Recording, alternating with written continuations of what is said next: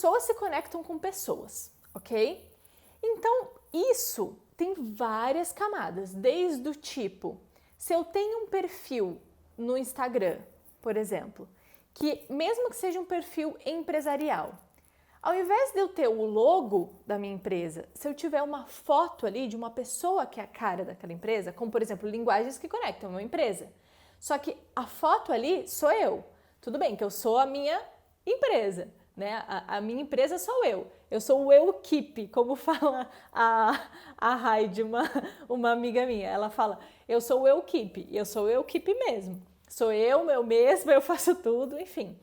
Mas, aos olhos das pessoas, eu sou uma empresa também. Só que essa empresa tem uma cara, que sou eu. Então, é a minha foto que tá ali, não é o meu logo.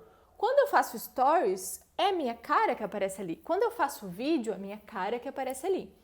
Isso conecta muito mais com as pessoas do que se eu só, por exemplo, colocasse um post sem foto minha ou nem, não colocasse vídeo, tá?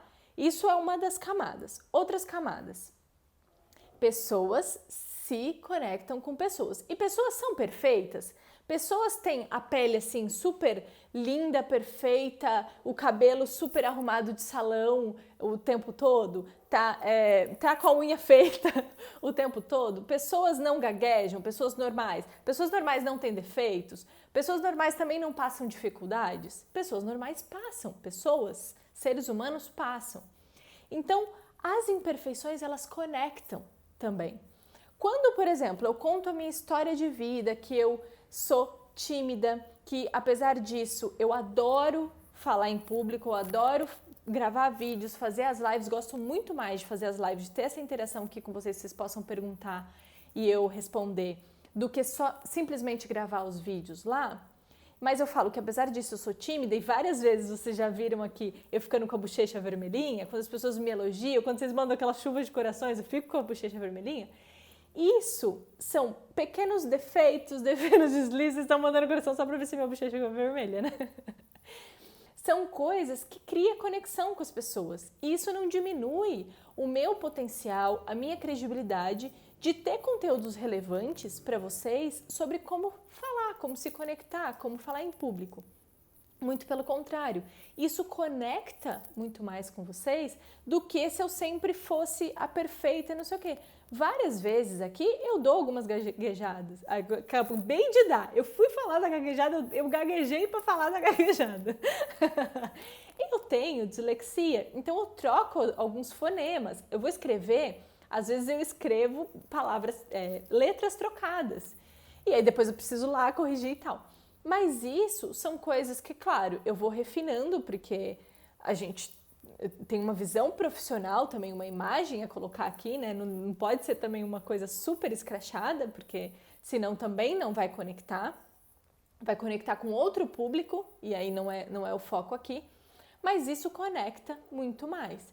Então, quando as pessoas elas contam as suas histórias de vida, ou quando você vai fazer uma palestra, você não precisa ter exatamente a mesma dificuldade das pessoas que estão ali. Por exemplo, eu não tenho medo de falar em público, como a maioria das pessoas que me seguem, dos meus alunos, tem. Mas eu consigo empaticamente entender que isso atrapalha muito a vida deles, que é difícil e que não é uma coisa só falar assim, não tem motivo para você fazer. Eu sei que não é isso, eu consigo entender, eu consigo compreender que é isso que funciona. Inclusive, quanto mais eu estudo cientificamente sobre isso, como isso acontece no cérebro, mais ainda eu consigo entender e consigo ser empática a isso. Então, vocês não precisam ter as mesmas dificuldades que as pessoas que vocês vão se comunicar para conseguir ser empático a elas ou para conseguir ter essa visão mais humanizada. Mas com certeza você tem uma história de vida de superação de alguma dificuldade, de algum problema, de alguns problemas. Que você desejava coisas e não conseguia até o momento que você começou a fazer tal coisa e aquilo melhorou, evoluiu. Essa história de superação de que você não era perfeito antes ou que você não tinha conseguido, por exemplo, a questão da timidez, que eu continuo tímida, mas apesar disso, eu consigo seguir em frente, lidar e fazer as coisas que eu preciso fazer. Não é uma coisa que me paralisa. Isso eu comunico para as pessoas, conecta muito mais. Então, quando vocês forem fazer uma aula, quando vocês forem fazer uma palestra, enfim, ache o ponto de conexão ali com aquele público. E aí, quanto mais vocês souberem daquele público que está ali, mais fácil vai ser criar essa conexão. Porque aí você vai saber quais são as dores e as ambições. É isso que nos conectam. São propósitos parecidos, então a gente almeja chegar no mesmo lugar, a gente almeja que o país, que as pessoas, que as relações sejam desse jeito. Por exemplo, o grupo dos meus alunos, todos eles desejam lidar com o medo de falar em público, e isso conecta eles. É isso que esse público tem ali de dor ou de ambição, a mesma coisa. E dor aqui, gente, eu tô falando de problemas, de dificuldades, tá? Dor é só um nome técnico, não necessariamente, é uma dor, tá? É alguma dificuldade, alguma coisa que a pessoa quer superar porque acarreta alguns problemas na vida delas. Como, por exemplo, hoje eu pus um post lá de o que mais deixa as pessoas frustradas em relação ao medo de falar em público. Aquilo são dores.